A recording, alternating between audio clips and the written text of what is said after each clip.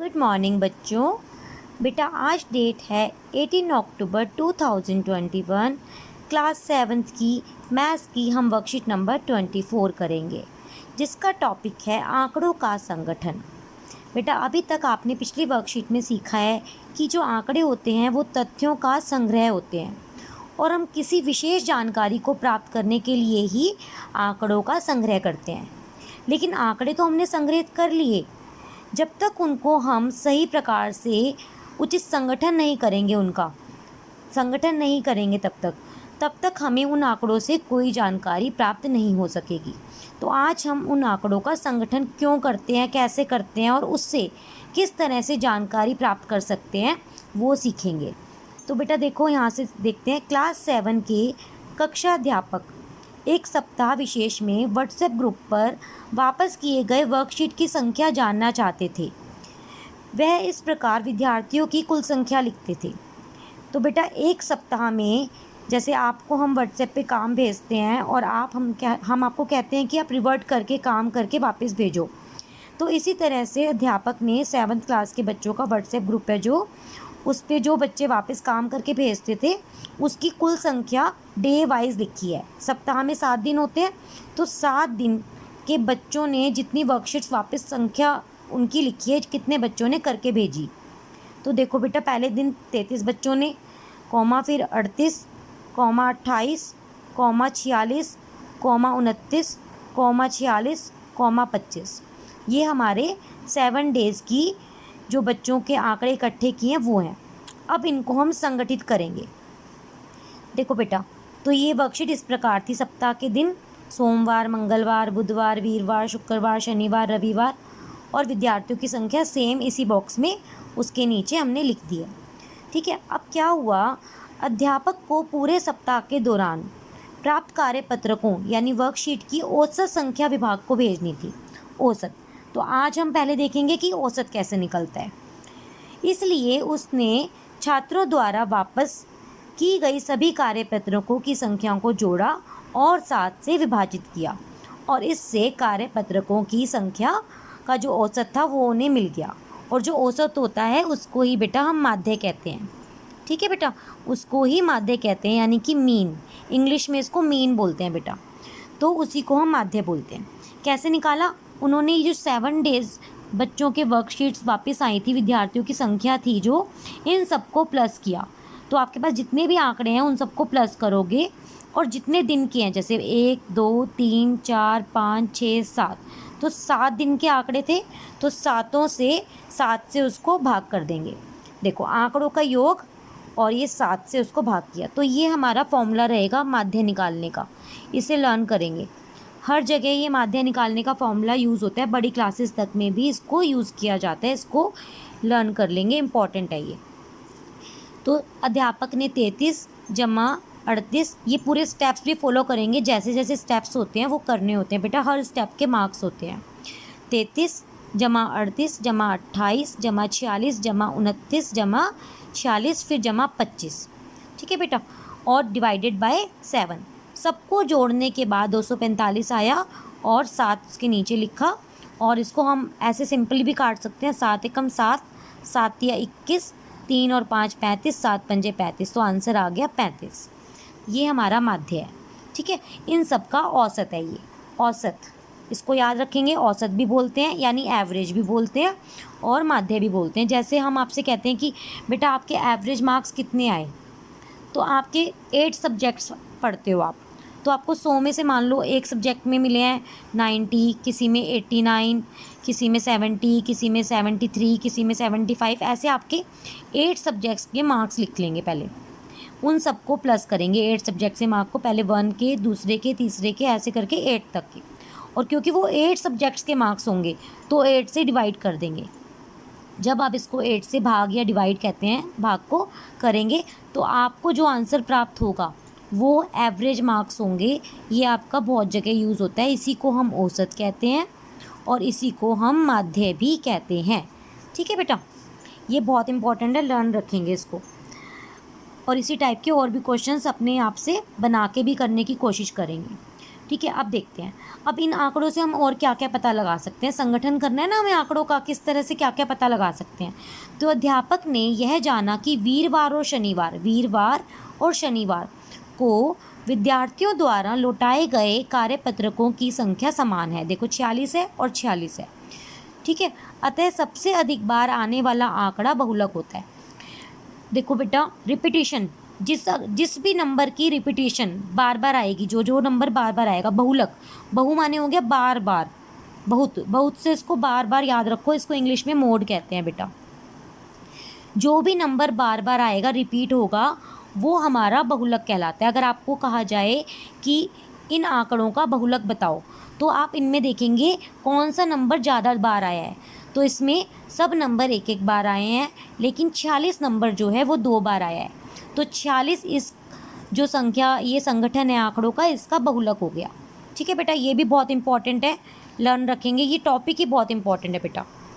ठीक है, उपरोक्त प्रश्न में बहुलक हमारा 46 होगा। तो अब आपको जब भी कभी क्वेश्चन आए और ऐसे कुछ भी नंबर्स दे रखे हो, आंकड़े दे रखे हो, और आपसे बहुलक पूछा जाए, तो आप जोन सा नंबर सबसे ज़्यादा बार आया होगा, सीधा उस आंसर को लिख देंगे। बहुत ईजी होता है, और बहुलक हमेशा इसमें से ही होता है, आंकड़ों में से ही। ठीक है बेटा, और माध्य तो हमारा कुछ भी हो सकता है। अब ये 35 है, 35 तो इसमें कहीं नहीं आया। ठीक है, तो माध्य हमारा इन आंकड़ों से अलग नंबर हो सकता है, लेकिन बहुलक जो होता है इनमें से ही होता है। ठीक है बेटा, अब नेक्स्ट तीसरी जो इम्पोर्टेंट चीज़ है, हम सीखेंगे माध्यक, या इसको माध्यिका भी कहते हैं, यानी इसको इंग्लिश में बोलते हैं बेटा मीडियन। ठीक है, यह जानना हो, अब अध्यापक को और चीज़ कुछ जाननी है कि कौन से 3 दिन 33 से कम, कौन से 3 दिन 33 से अधिक विद्यार्थियों ने कार्यपत्रक लौटाए। तो उसके लिए आंकड़ों को बढ़ते या घटते क्रम में लगाना है। देखो बेटा, हमने माध्य निकाला, आंकड़े जैसे थे हमने उनको सबको टोटल किया, और जितने दिन के आंकड़े थे उससे हमने उसको भाग कर दिया। बहुलक के लिए भी बस हमने नंबर देखा कौन सी ज़्यादा बार रिपीट हो रहा है, और हमने उस नंबर को बहुलक लिख दिया। लेकिन जब हमें ये कहा जाए कि माध्यक निकालो, ठीक है, कि 33 से कम 33 से ज़्यादा कितने विद्यार्थियों ने करा है, तो पहले इन आंकड़ों को बढ़ते या घटते क्रम में लगाएंगे। तो हम हमेशा बढ़ते क्रम में लगाते हैं, वैसे आरोही क्रम बोलते हैं इसको, इंक्रीजिंग ऑर्डर में, उसमें लगाएंगे। तो बेटा लगा के देखते हैं इनको। सबसे छोटा इसमें 25 है, उसके बाद 28, फिर 29, फिर 33, फिर 38, और फिर हमारा 46 2 बार है। ठीक है बेटा, ये हमने इसको आरोही क्रम में लिख लिया।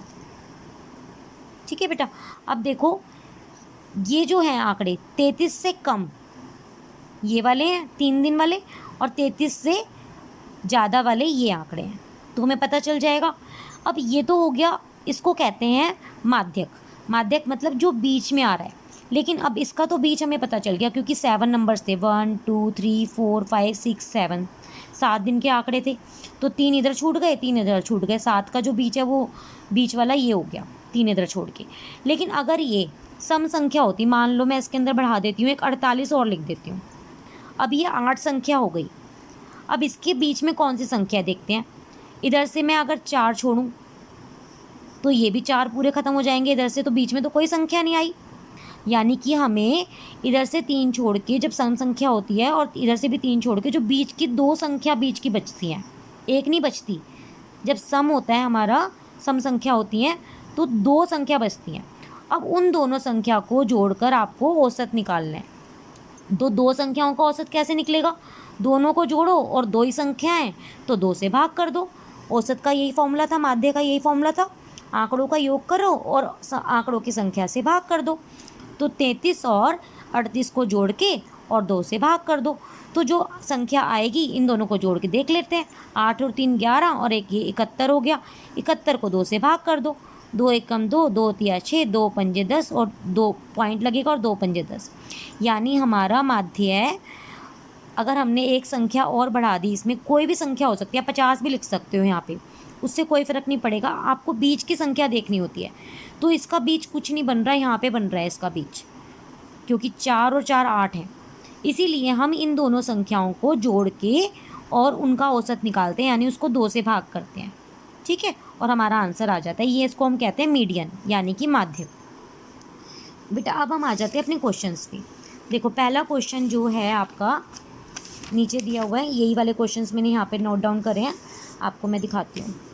देखो बेटा, पहला है बताइए कि निम्नलिखित कथन सत्य है या असत्य है। तो बेटा देखो, बहुलक हमेशा आंकड़ों में से ही एक संख्या होता है। यस, हमने अभी इस क्वेश्चन में देखा हमारा बहुलक 46 था, क्योंकि जो रिपीट हो रहा है जितने नंबर ऑफ टाइम्स, तो हम नंबर ही तो उसमें से चूज़ कर रहे हैं, तो ये हमारा हो गया सत्य। माध्य आंकड़ों में से ही एक संख्या होता है। नहीं, देखो माध्य जो है वो 35 है, 35 तो इसमें कहीं नहीं था, तो इसका आंसर हो गया असत्य। माध्यिका हमेशा आंकड़ों में से एक ही संख्या होती है। तो देखो बेटा, मैंने 2 तरीके बताए आपको। अगर ये विषम संख्या होती 46 तक 7 नंबर थे, तब तो हमारी माध्यिका ये थी 33, तब तो वो संख्या में से 3 वाली। लेकिन जब ये सम संख्याएं हो जाएं, टोटल नंबर्स 8 हो गए, 10 हो गए, तो हमारा इन जो बीच की 2 संख्याएं होती हैं उनका औसत होता है। वो औसत तो इस संख्या में नहीं आ रहा 35.5, तो वो हो भी सकती है और नहीं भी। तो ये कह रहा है हमेशा होती है, हमेशा तो नहीं होती, तो इसलिए ये हो गया असत्य। ठीक है बेटा, नेक्स्ट क्वेश्चन पे आ जाते हैं। एक कक्षा मूल्यांकन में प्राप्त किए गए निम्नलिखित अंकों को सारणीबद्ध रूप में संगठित करें। ठीक है, सारणीबद्ध रूप में संगठित करेंगे, जैसे 4, 6, 7 ये नंबर्स दे रखे हैं बेटा, ये कक्षा में मूल्यांकन करें, उनके रिकॉर्ड करें कितने नंबर आए हैं। ठीक है, अब इनका आंकड़ों का परिसर क्या है। तो परिसर हमने पिछली कक्षा में सीखा था, परिसर होता है जो सबसे ज़्यादा बड़ा, सबसे बड़ी संख्या होती है वो अधिकतम, घटा में जो सबसे कम नंबर आए हैं वो न्यूनतम। तो अधिकतम हो गया हमारा 8, न्यूनतम हो गया बेटा हमारा 2, 8 में से 2 गए हमारा 6, यानी हमारा परिसर हो गया 6, इसका आंसर हो गया 6। ठीक है बेटा, अगला क्वेश्चन है आंकड़ों का समांतर माध्य, बहुलक और माध्यिका ज्ञात कीजिए। तो समांतर माध्य भी बोलते हैं इसको, मैं यहाँ लिख देती हूँ, इसको औसत भी बोलते हैं। समांतर माध्य लिखा आएगा तो कंफ्यूज नहीं होना बेटा, माध्य भी बोलते हैं और इंग्लिश में इसको मीन बोलते हैं बेटा। ठीक है, तो वो हमारा हमने पहले फॉर्मूला लिखा, आंकड़ों का योग बटे में आंकड़ों की संख्या, सबको प्लस करेंगे। आंकड़े हमारे इतने सारे हैं ना, ये सबको हम पहले प्लस प्लस करके लिख लेंगे। ठीक है, अब मुझे आप कमेंट में करके बताओ कि प्लस करके क्या आया। प्लस करके देखते हैं किसकी कैलकुलेशन सबसे फास्ट है, प्लस करके मुझे बताओ क्या आया। ठीक है बेटा, इसको प्लस करके आएगा 79, 79, और नीचे बटे में 16 है। अब हम इसको डिवाइड करेंगे। ठीक है, 16 एक कम 16, 16 पंजे 80 होता है, तो 16 चौक 64 पे जाएगा बेटा, ये 16 चौक 64 पे जाएगा, तो यहाँ से 6 बचेगा और ये 9 बचेगा, ये हमारा हो जाएगा 15, और 15 तो इसमें आता नहीं, पॉइंट करके लगाएंगे तो ये 4.9 हो जाएगा। ठीक है बेटा, इसका आंसर आ गया 4.9। ठीक है बेटा, अब हम करेंगे बहुलक। बहुलक क्या होता है, जो नंबर सबसे ज़्यादा बार रिपीट होता है उसको बहुलक कहते हैं। तो सबसे पहले हम इन नंबर्स को अरेंज कर लेते हैं। सबसे छोटा नंबर है 2, तो हम यहाँ पे अरेंज करके लिख लेते हैं माध्यिका वाली जगह पे पहले 2,2, क्योंकि 2 बार आया है तो ये नंबर हट गया। जो जो हम नंबर वहाँ लिखते जाएंगे उसको यहाँ से कट करते जाओ। फिर 3, 3 एक बार आया है, अब 4 पे आ जाते हैं, 1, 2, 3, 3 बार 4 आया है, 1, 2, 3। अब 5, 1, 2, 3, 4, 5, 5, 5, 5। अब हम 6 पे आ जाते हैं, 1, 2, 3, 3 बार हमारा 6 आया है। अब हम 7 पे आ जाते हैं, 1, 2, 2 बार बेटा हमारा 7 आया है, और अब हम 8 पे आ जाते हैं। सारे नंबर हमारे कट गए हैं और हमने यहाँ पे इनको रीअरेंज कर लिया है बढ़ते क्रम में, क्योंकि माध्यिका के लिए हमें बढ़ते क्रम में चाहिए होता है। यहाँ से हमें रिपीटेशन भी पता चल गई है। देखो 2 सिर्फ 2 बार आया है, 3 एक बार आया है, 4 3 बार आया है, 5 4 बार आया है, 6 3 बार आया है, 7 2 बार आया है, और 8 जो है हमारा एक बार आया है। तो सबसे ज़्यादा बार हमारा जो नंबर रिपीट हो रहा है वो है 5, वो है 5। तो हमारा बहुलक हो गया 5, यानी इसका आंसर 5 हो गया। अब हम माध्यिका के लिए करेंगे। माध्यिका के लिए हमें आरोही क्रम में अरेंज करना होता है, जो कि हमने कर लिया है। अब हम इनको गिनेंगे कितनी है ये संख्या। 1, अगर ये विषम संख्या होती हैं तो इसके अंदर जो बीच का नंबर होगा वो ही हमारा माध्यिका हो जाएगा। अगर ये सम संख्या है तो हमें बीच की दो संख्या लेके उनको जोड़ के और उनका औसत निकालना पड़ेगा, यानी दो संख्याओं का औसत उन दोनों को जोड़ के 2 से भाग करके निकलता है। तो देखते हैं कि कितनी संख्याएं हैं। 1 2 3 4 5 6 7 8 9 10 11 12 13 14 15 16 16 है। 16 संख्याएं हैं टोटल, जो कि एक सम नंबर है। 16 हमारा जो है सम नंबर है, इवन नंबर है। तो अब यानी कि हम इसके बीच का देखेंगे। 16 को अगर हम भाग करते हैं 2 से तो 8 आता है। तो इधर से हम 8 1 2 3 4 5 6 7 8, तो ये नंबर हो गया। इधर से 8 1 2 3 4 5 6 7 8, तो ये नंबर हो गया। यानी ये दोनों संख्याएं हमारी बीच में आ रही हैं। इन दोनों को प्लस करेंगे और 2 से भाग करेंगे। इसका हमारा ठीक है, माध्यिका हमारी आ जाएगी 5। तो हमेशा नहीं है ऐसा कि 5 ही आएगा, आधा हो सकता है यहाँ 6 हो या 4 हो, लेकिन इस वाले जो क्वेश्चंस में है वो हमारा आंसर आ गया, माध्यिका हमारा आंसर 5। ठीक है बेटा, ये वर्कशीट कंप्लीट हो गई है। होपफुली आपको समझ आई होगी। तो बेस्ट ऑफ लक, अच्छे से समझेंगे, करेंगे, अपना काम करके भेजेंगे। Very good, thank you.